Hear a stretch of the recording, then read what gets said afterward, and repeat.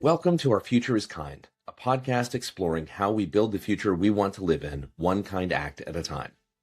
I'm your host, Michael Neece, president of Our Future is Kind, and your companion in conversations about kindness, leadership, connection, and courage. Each week, I sit down with thoughtful leaders, creators, and bridge builders to explore what a healthier, more humane future could look like, and the choices it takes to build it. These are honest conversations about purpose, culture, curiosity, and what it really means to show up for one another at work, in our communities, and in everyday life. Along the way, we'll unearth practical ideas, small but meaningful acts, and questions worth sitting with, because building what's next is a choice. So let's dive in. Our guest today brings a powerful mix of warmth, wisdom, and real-life leadership experience to every room she enters. Natalie Siston is a keynote speaker, executive coach, and the best-selling author of Let Her Out, Reclaim Who You've Always Been. Please welcome to the program, Natalie Siston. Michael, I'm so glad to be here again in a different seat this time. Yay. Yeah, for those of you who've not tuned into this podcast before, or you didn't start off with me at the very beginning, Natalie was the guest interviewer, the guest host of the show for the very first episode, the 000 episode. So we're glad to have you back now as a guest. Yay! And you'd like to know, Michael, that I've now added to my credentials that I'm happy to be anyone's 000 podcast interviewer. You were the first person to introduce that concept to me, and it's a fabulous one. Well, I couldn't think of anybody I trusted more to have that conversation and to help me launch something that is near and dear to my heart. So that's why I had asked you, and I was so glad that you said yes. And now I get to have you here talking to the audience about what you do. So I gave you a brief introduction. I would love for you to tell everybody here, though, what makes you, you? At my heart, Michael, I am the girl next door who's kind of figured out how to work in this complex world, is really how I think about myself, kind of the zoomed out version. But at my heart, and what gets me up and what I do every day is to help people lead and live their best lives through the work I do as a speaker, as a coach, and through all of the writing that I do. And quite frankly, a lot of it starts with those words on the page. They start with that flash of an idea that then turns into a concept that then becomes something that I teach, that then becomes something that I'm able to coach and help people bring into their everyday life. And I do this all just being me and being real and being relatable. I'm done putting on any fake and false fronts. I did that a long time in a career in the corporate sector, and I'm so glad that I can just be who I am. And quite frankly, that's who people hire. That is who people decide to trust and follow and read the words on a page from. So if that's you listening, thank you for trusting me. And if it's not, hopefully through this conversation with Michael, you'll get a deeper glimpse into just kind of who this real human is and how I might add some of those little tips and glimpses of how to make your life just a little bit better every day. What I love about your ethos, about your way in the world, is that you are genuine. You aren't hiding who you are. I mean, when we first met and you handed me your book and I had a chance to go home and read it, again, Let Her Out is such a fabulous read. And in some ways, as a straight male who read a book that says Let Her Out, I just want to let people in the audience know it doesn't matter what the title is.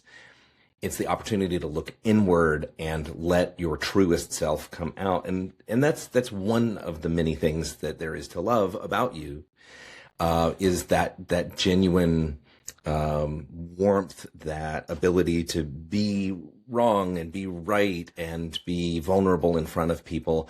Where did this come from? Where did this arise in you?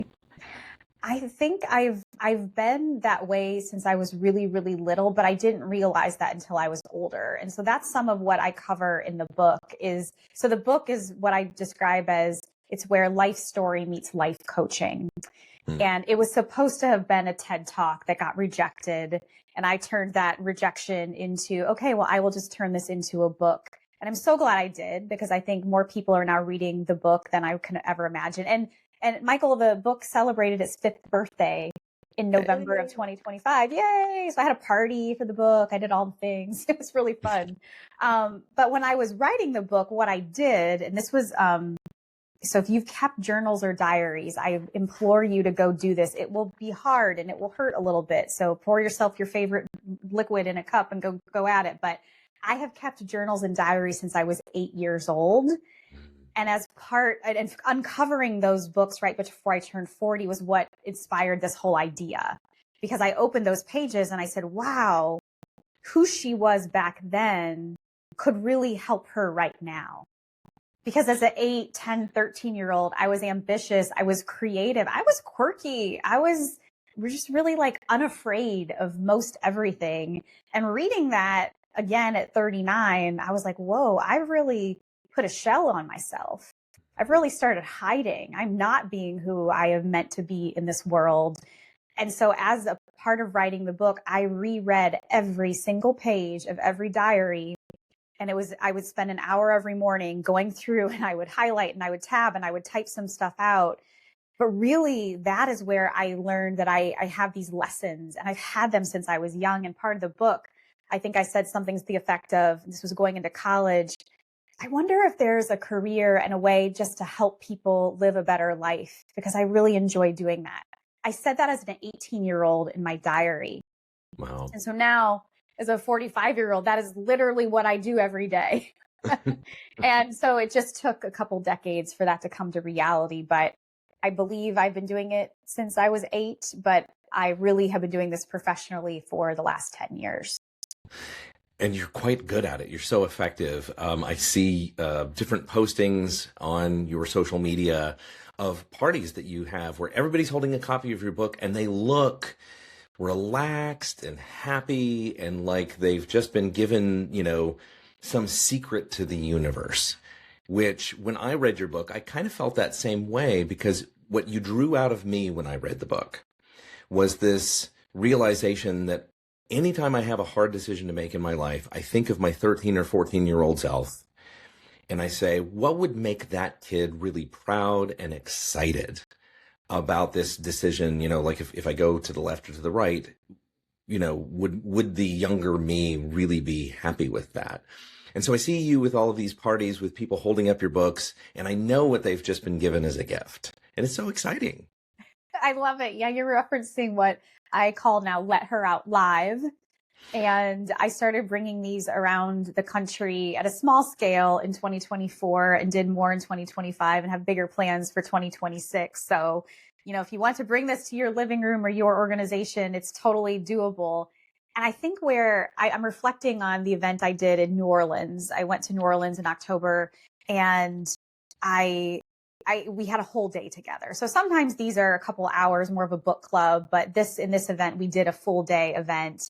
And it was me talking for probably collectively an hour over the course of a 6-hour day. But what was so incredibly powerful is giving these women the space to share those stories, to talk about where they were when they were 13 or 14 and how that brought that forward, or just where they were today. And the main message that I think that women, because I have only done these events for women right now, are taking forward is they are just reminded that they are not alone. They are provided a space and now a vehicle in this book. And there's over 100 questions in the book to ask yourself or ask other people. They realize okay, I am not alone in the struggles that I'm having today. I am not alone in the balancing act. I'm not alone in feeling alone. So many of us feel so alone right now, even though we should feel so connected. And I know for a fact, because I continue to talk to the women who were at this event several months ago, that they continue to talk about it. And it continues to be a way for them to connect at a deeper level, which I also think is something people are craving now more than ever, is how do I truly connect at a deeper level? And that connection has to happen first with ourselves. And I think that's the work that I've done so deeply that now I'm so passionate about inviting other people to do that work. And Michael, some people are ready and they're like, I am so ready to dive in, and other people are not. they're like, I'm just too scared. It's not time yet. And so I've just learned also how to meet people where they are in their let her out, let him out, let them out process, whatever, however they identify. Right. Well, it does raise the question, do you in some way cultivate a community as you go to all of these different events and run these events for people and help them find themselves better? Is there a way that people then are pulled together so that like, oh, I just met this new friend at this event that Natalie Siston ran. Do you have like a message board, or how do people stay in touch with each other? So far, it's been organic, and going into 2026, I've realized now that my book baby is 5. She's grown up now. Yeah. She needs to have that. So there is now a Facebook community where people can join to talk about Let Her Out. And also I'm going to be starting monthly drop-ins for Let Her Out in 2026. So a free once a month gathering online for people to either learn a little something about the book, be given space to reflect, and also be given space to connect. So that's how, so if any authors or aspiring authors are in the audience, I just want to tell you, like, your book does not end on launch day. Like, your book is literally a living, breathing thing that I have found just to be the greatest calling card ever. And you may laugh at this and it might sound cheesy, but I carry 2 copies around with me pretty much everywhere. I mean, not to like the grocery store, but I had an outing yesterday and a holiday party. So I tucked 2 copies into the bag in case I needed them. I did not hand them out to anybody, but should have an event have presented itself, I would have. And like in hindsight, I was like, oh man, I had a really great conversation with a former colleague and I should have offered her the copy, but I didn't. So it's just kind of a goofy thing that I, as the author, do. I think it's a lovely thing. I mean, I do the same thing in my car. I have a bag with both of my published works. Well, I guess now I have a third one, but I have both of those in there. That third baby, Michael. Well, at the time of us recording this right now, we just launched a new book. So I'm having a hard time remembering that. Oh, right. At some point, I'll have a hard copy in my hands. But no, I really resonate with what you're saying. You put these words out there with the intention of helping other human beings. You know that like you took the time and the effort. Like you said, you woke up and you'd spend an hour and you'd highlight the journals that you had made, so long ago. And these words are now helping other people. And that's just such a profound thing. Speaking of helping other people, I really want to jump into your coaching because I think that's another thing that we should talk about, because I know that you've helped people one-on-one or in very small groups. Can you talk to us just a little bit about that? Yeah, coaching, I think, is such an interesting profession and concept right now because, quite frankly, I think you could log into any social media platform and everybody's a coach now.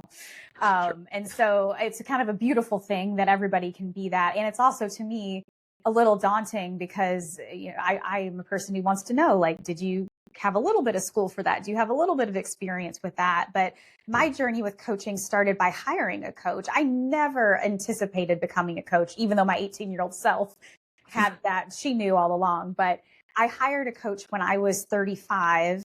I randomly met someone at a work offsite who was facilitating our day and mentioned to her that I had the mid-career miss, that I just didn't feel it, right? And she turned to me and said, that's what I help people with.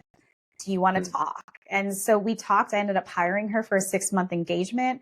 Out of that engagement, Small Town Leadership, my original platform, was born, where I started writing and blogging and sharing and all of the putting myself out into the world and being on stages again. And then I met people at my place of work who were coaches, and they said, well, why don't you become one too? And I'm like, what? How would I do that? They said, well, here's the training school. Here's how you get tuition reimbursement. You should look into it. And within 2 months, I was enrolled in coaching school. So that's kind of the technical, tactical background. But really, I think why I enjoy coaching and what I've now experienced having coached many, many people over the past 10 years is sitting in silence with people, because we aren't good at that. And it's usually in the silence that the answers find their self. And one of the beliefs in coaching is that your client has everything within them that they need. And so I tell my children, well, they're not small children anymore. They are 13 and 16. But I said, when people ask, what does your parents do? I said, you can tell people your mom is a professional question asker. Yeah. And so I really just enjoy getting to know people at a deep, deep, intimate level. I mean, I am so beyond small talk, Michael. Like, it's not, I just can't. I just don't do it anymore. Yeah. We're going to hop in the deep end. You're going to get thrown off that diving board and we're going to go for it. So that's what I am up for, are the people who are ready to roll up their sleeves and say, I know there's more for me too. I know that I'm called to something bigger, or I have challenges in front of me that I have this percolation feeling that's ready to just pop forward. And I need someone, a vehicle to help me get that forward. And I'm very, very fortunate to have been that person. I just celebrated another one of my clients making it to the top spot in their organization, which I tend to work mostly with women. And for women to make it to that top seat is such a celebratory moment for me. And why it's so celebratory is they're getting there on their own terms, because that's what I do with my clients. It's how you fit, how you live in your own mold, not the mold that people have created for you. And now I've seen a handful of my clients make that jump, and they're making it in integrity with themselves. And that just gives me goosebumps every time. It's so lovely. And for you, dear listeners who are out there and tuned in, hearing Natalie share this wisdom about, coaching and its benefits, I just want to say, if I were in the market for a watch, I could go to any corner, in New York City, and there could be a guy there with a jacket who's like, "Hey, you want to buy a watch?" And, I could try to get a watch from just anywhere. But there are certain reputable places where there are certifications that are in place and where people have really done the work to make sure that something is really high quality. So I just want to say, there are a ton of coaches out there. There are a ton who have no credentials at all and don't really have a ton of experience. Whereas I know you have put in the time. You actually train other coaches on how to be coaches. So I just know that is an entirely higher level of doing what you do. And I want to make sure the audience hears that so that they understand I'm talking to a real actual coach. Oh, thank you. And yes, and helping and grow other coaches has been a surprise and delight I also was not planning for. I was very, very fortunate. My last role in my corporate career was leading sales coaching and development at a major Fortune 100 financial company in the US. It was a terrific experience where I got to nurture the coaches who were on the team I led and helped the leaders within the organization become coaches in their own right. And then, a year later, found myself doing the same thing for a mental fitness company. And I continue to do that work to this day. And as a matter of fact, I was with coaches yesterday. I'll be with coaches later today. And I think, one of the lines I've learned in a book I read recently was we're best called to serve the person we once were. And I once was that person who was trying to balance a full-time job and building my own business and figuring out how to be a coach in my fringe hours. And just once I made the leap into doing my work full time, how do you make that possible for yourself? So now that I can be someone who is supporting other coaches is pretty powerful. Well, you certainly put in the work so that you can be that great guide. And I love something that you said just a moment ago about sitting in silences. Can you talk a little bit more about that? Because I find that the world is so full of noise. And what we really need is music. And music has rests. There are moments where there are no notes.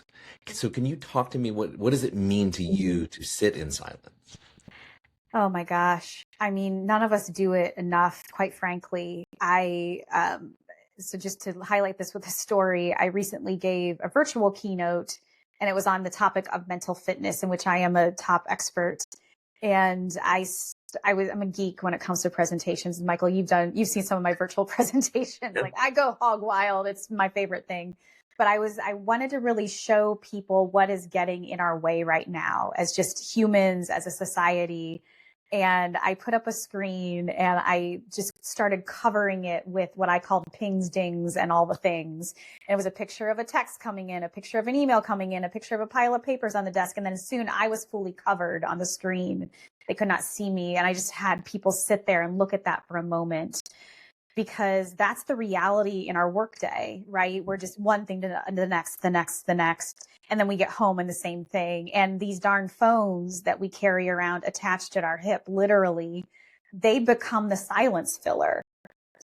So before, where I think people were really comfortable saying, oh, the person I'm meeting for my next conversation or lunch or coffee is not here yet, I will just sit and observe and wait. We don't do that. We have to be filling our brains with something. And so I think there's two kinds of silence to think about. There's the silence in that moment. And so my first challenge I'd issue to all your listeners is the next time you find yourself automatically grabbing for your device, even if it's looking down at your watch that also has all the pings, dings, and things on it, is to just don't.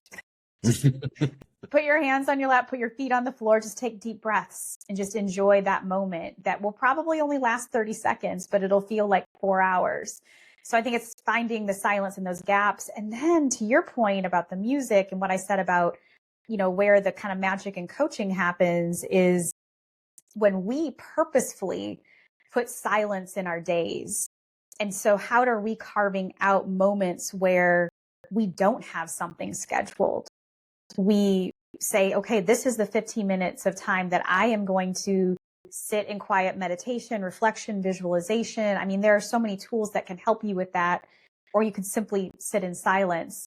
Maybe it's a journaling time. Maybe it's a reflection time. But I think we have got to take some time away from all of our digital connectivity to get our brain recentered. We are reprogramming our brains in a way that it doesn't know how to be reprogrammed right now. And the silence is how we start to stop that. Yeah. Once the gears in your brain stop grinding, you can actually observe life itself. I do make it a point to try to stand up and walk over to my window every once in a while and just look out, because there are trees, there are birds, there's sometimes snow falling and other things that, they make life worth living. Mm-hmm. And one of the activities I do at some of my Let Her Out events is actually have the participants brainstorm that list of what do you do in those moments of pause. And it's really great to see what people come up with, because it doesn't necessarily mean you have to be still. To your point, you're standing up, you might be walking around. It's really, how do you get yourself back in your body? We want to get back in our body in silence, not staring at something, looking at words, feeding the data channel in our brain. It's how do we really get in our sensory system? And so, for me, it's things like tidying. Like, I actually have learned to enjoy loading the dishwasher and wiping the counter. It's more meditative to me than annoying. I do still wish to my parents or to my children and husband who are listening, maybe if you could, put your dishes in the dishwasher every once in a while, that would be great. But in the moment, it works here. But it's really great to see what comes up for people. And so that's also where I would issue a challenge to your audience, like, hit the pause button now and think about what could you do in those moments of pause for yourself that would give you some energy versus depleting you. Every morning I go on a walk. And if I have the time, I do it for 90 minutes. Wow. Because it gets me out to a local tiny lake, a little pond, and I walk around it and come home. It takes me about 90 minutes. And what I find is that if my brain is humming along and trying to solve other problems, business problems, trying to figure out, what am I going to do for this next vacation, or how do I approach this person for this difficult conversation? I then suddenly am staring at my phone, and before you know it, I've made it back home and I've barely noticed the walk. I've gotten that tunnel vision into the phone, and I'm in that world of deleting emails that I didn't want, and then trying to, send a text to a couple of people. When I'm tempted to do that, my trick has been to turn on the camera, turn it to myself, put it in video mode, and then record little video messages for my parents, for each of my kids, for my friends. Because then at least I'm saying, oh, look around, look at the trees and look at this beautiful path with me. And at least I'm sharing it. And I'm also being very reflective in that moment. And that's the only trick that I've found that works with the phone. Otherwise, I just try to keep it in silent and keep it in my pocket, count my steps, and that's it. Awesome. Take notes, everyone. That's great. I do something similar, except I turn the camera on myself and do more vlogging.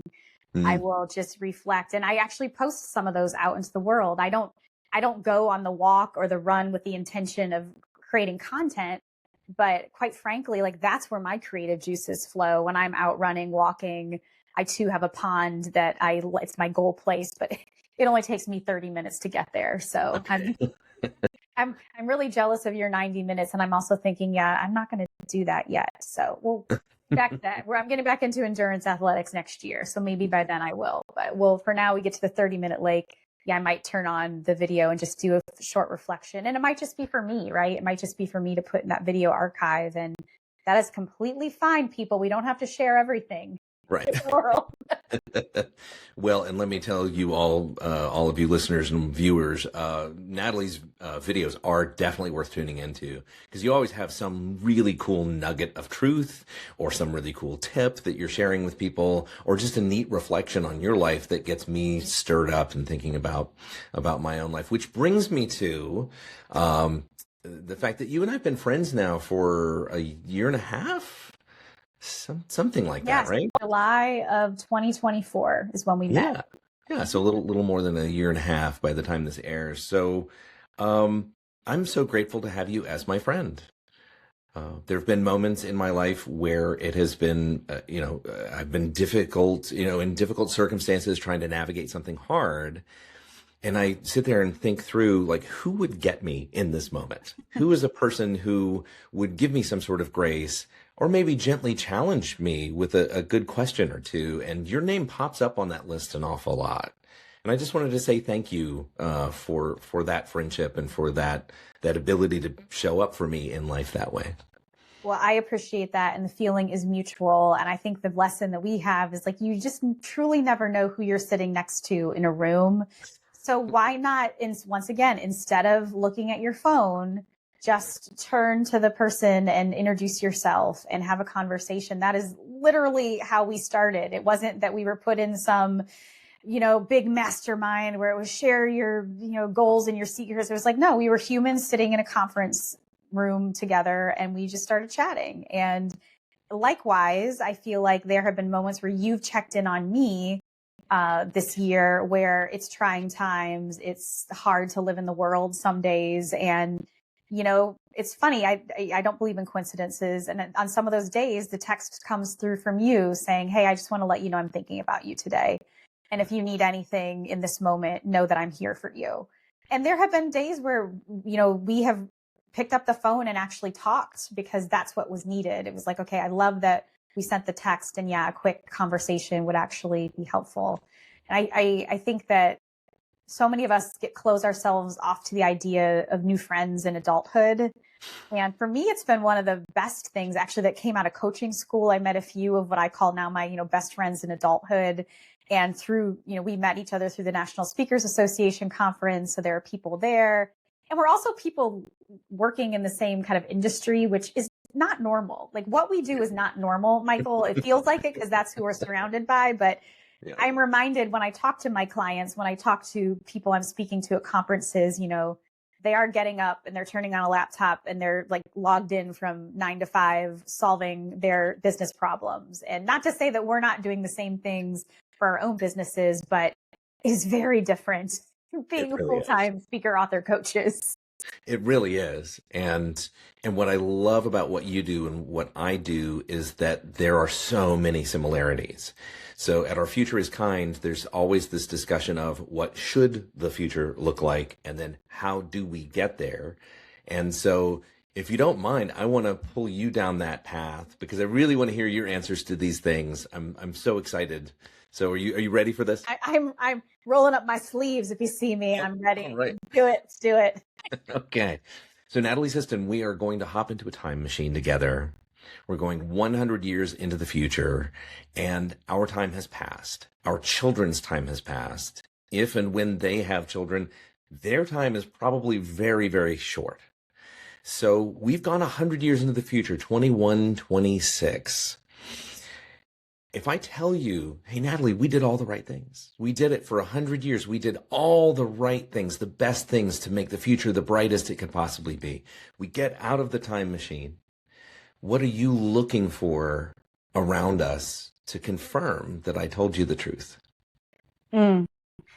Well, immediately when I hear your question, I'm brought forward to the Jonas Brothers concert I just went to, and they have the song, Welcome to the Year 3000. And so I'm just thinking like and their logic is weird. So like your great, great, great granddaughter. And I'm like, but would it be my great, great, great granddaughter? But at any rate, I digress. This is not the point of your question. We're not doing math today, but I just think that, you could maybe ask the Jonas Brothers to promote your podcast for you because you're asking. I'll bring them on. Yeah. Bring them on. Hey, you know what? They may be up for, you never know. So if we have done everything right, I believe what we see is a world where people have finally chosen good over evil.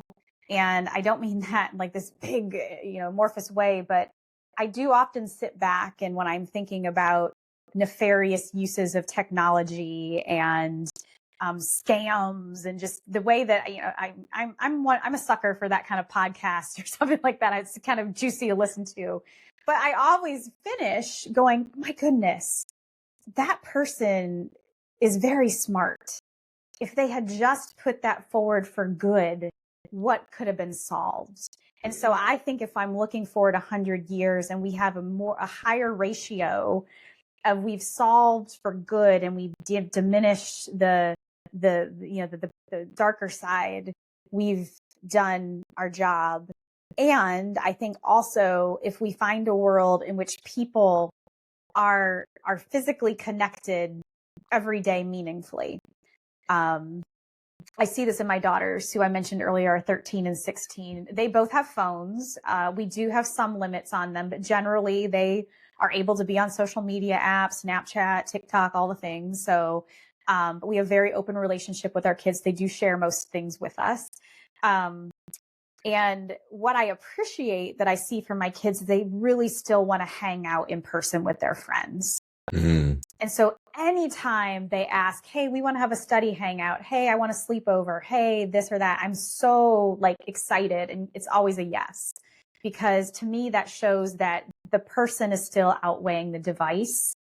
And I think that's how we know we have come forward a good way, is if when we look forward 100 years, perhaps people aren't connected at the hip to their device, but instead they're actual and meaningful connectivity and connection with other people around them. So deeper connections and people using their superpowers for good. Yes, there you go. Thanks for bottom lining that, Michael. Love it. Yeah. So now here is the tricky piece. We are in this brighter future, and I told you we did all the right things. How do we get there? I mean, look at the news. Look at the way things are going right now. How do we get from here to 2126? What are those actions we need to take? I think we actually have to step away from what we're reading and seeing, because I know, because I have discernment, that what's coming through my feed is fed specifically to me based on what I've clicked and selected and what it knows about me. And so it's slanted and it's making me have opinions immediately. And I know that. I am able to look at my feed, look at the news, and realize that is what's being served through whatever tinted glasses I have on. Michael, I do not think most people think like that.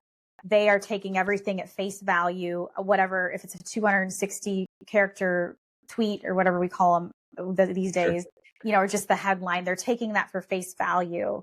And so to get there, we actually have to double down on critical thinking. I am married to a college professor. And so it's, hearing him come home and tell me about the kids who are still diving deep into wanting to know theory and knowledge and all of that. It's still happening everywhere, and we need to keep encouraging it. And I think critical thinking is going to get even more important. We've got to get ourselves detached from snippets and learn how to look beneath the surface. And I think that's why we also have to get out into our own communities on a regular basis. And that might mean different things for different people. I know you and I travel a lot for the work we do. So it may just be the communities that we're into when we're delivering that work, or being very embedded in your own community, whether it's a school or a town or a nonprofit. I think that we just need to see people up close. Because Mm-hmm. when we see people up close is also when we can be like, you know what? I really can't believe all the headlines because there are really good people all around me who are using their superpowers for good.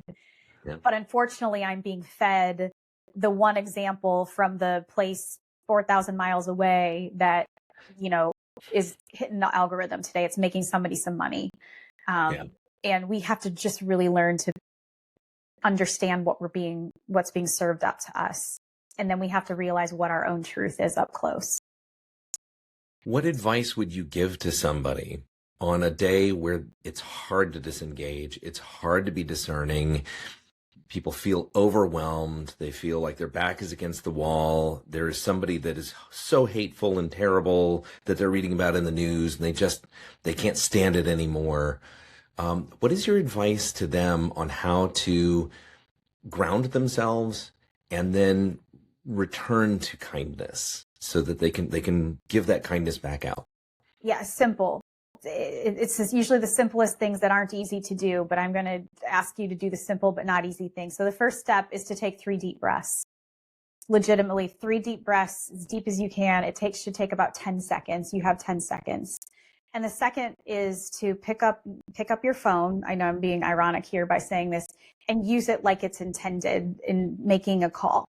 And so hopefully you have a Michael in your life or somebody like that who you can, maybe it's not, you're not calling them live. I love the voice memo feature. It's my new favorite feature of the phone. You're ready, Michael. I'm gonna start using that for you instead of texts.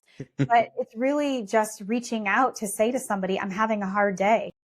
And it doesn't need to be, hey, you got to come rescue me, but just admitting that and saying it out loud and sharing it with somebody. And once again, that can be somebody like you who I've only known for a year and a half, but we formed this connection. But do reach out. So 3 deep breaths and reach out to somebody. That will bring you back in your body and it will remind you you're not alone. Love those. Yeah. The last year that I had was an incredibly hard one. And what I found was that reaching out to the network, to friends, my cousin, my college roommate, my parents, that those are the things that really did save me. I mean, we've said it, just sending a text back and forth to each other, having a quick phone call. It doesn't even have to be, I'm drowning, I'm not doing great. It could even just be like, hey, how have you been? I saw that you posted this thing the other day and it sounded like a really good thing. How did that go? Even just having that moment of connection makes us feel less alone. I agree completely. And I think right now, because it's so easy to post and it's so easy to be in people's inboxes and feeds, it's actually harder to connect. And so breaking through with the call, with the text, that's where connection and friendship is going to lie. It's in that conversation, not in, oh, did you see my post? And they're like, no, because I've either chosen not to be on social media right now, or it didn't hit my algorithm today. Right. Well, that's the beauty in real people as opposed to bots. If you start digging just a little bit beyond the surface, real people are so much more meaningful. Amen. Amen. So on days when you wake up and you want to get inspired and you really want to get going, you want to feel the glow within your being, are there things that you reach for? Are there practices? Are there books? Are there movies? What do you reach for to stay inspired? Okay, I've got a quick 4-thing rundown, and this is what I was most excited about for this episode. So if you're still with me, pick one of the 4. One is that my coach, all coaches should also have a coach. My coach sends me a text every single day. And I know to expect that between 6 and 8 a.m. And so I have become conditioned to be like, what is Jamie going to say today? And so that's 1.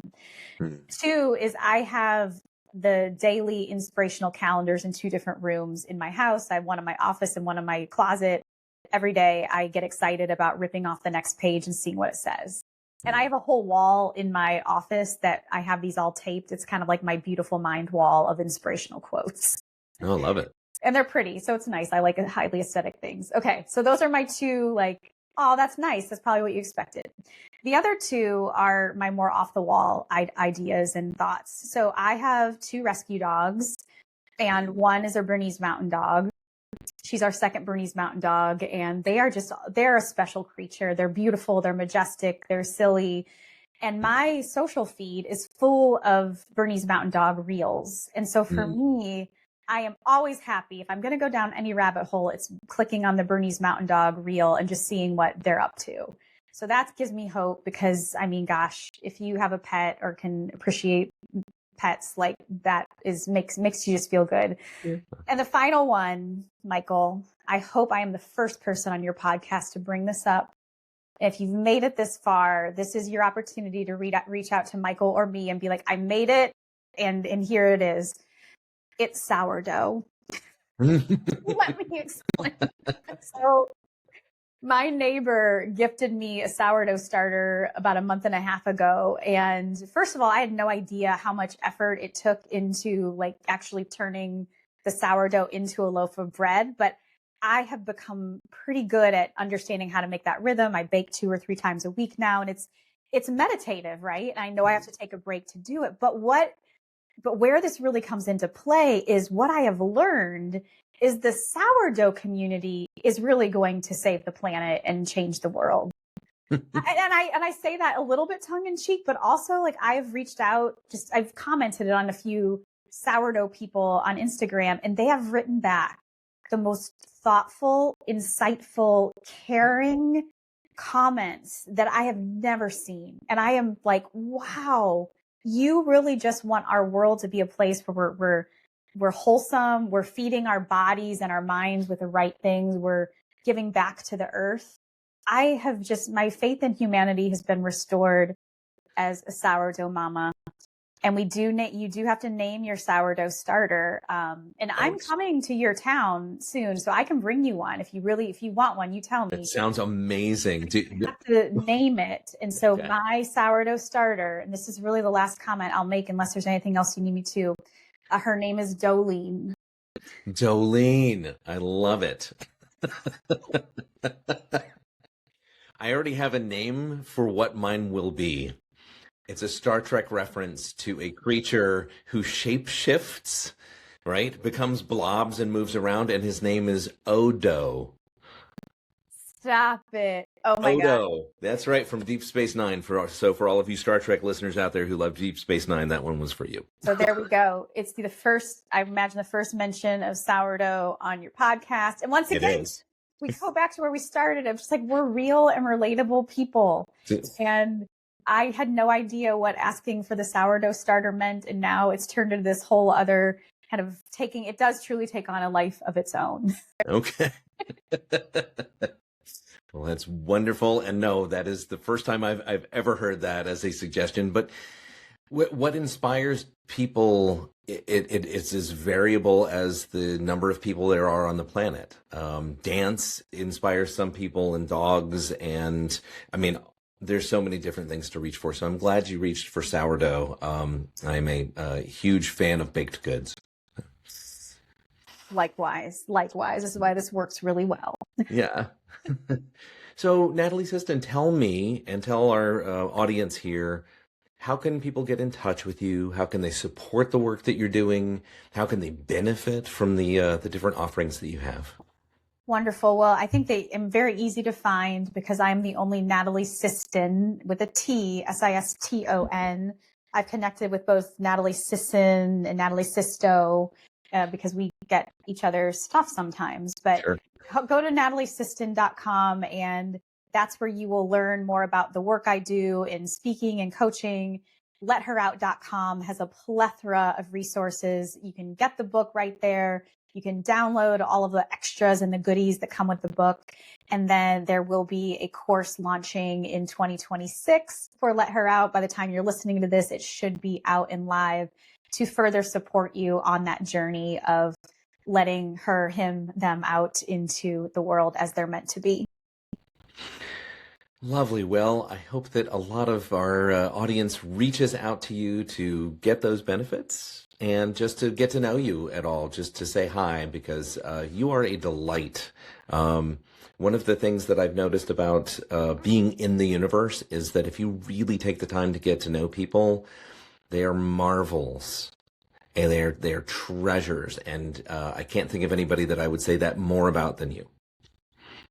I appreciate this so much. Thank you. Thank you for spreading this work in the world. It's needed more now than ever. And I am just grateful that I can keep being a cheerleader and participant of your work and what you're doing. This episode's kindness challenge: sit in silence and send love.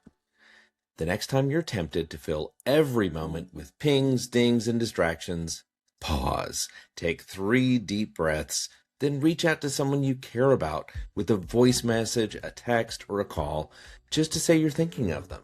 Natalie reminds us that true connection starts with stillness and intention. Want to stay inspired so you can stay kind? Whether it's flipping the page on an inspirational desk calendar, taking your dog for a walk, or baking sourdough bread, create tiny, reliable rituals that remind you of who you are even on tough days. Because inspiration is often found in quiet repetition and slow, soulful work. You've been listening to our Future is Kind podcast, where building what's next is a choice. Make your next choice a good one and help build the future we want to live in.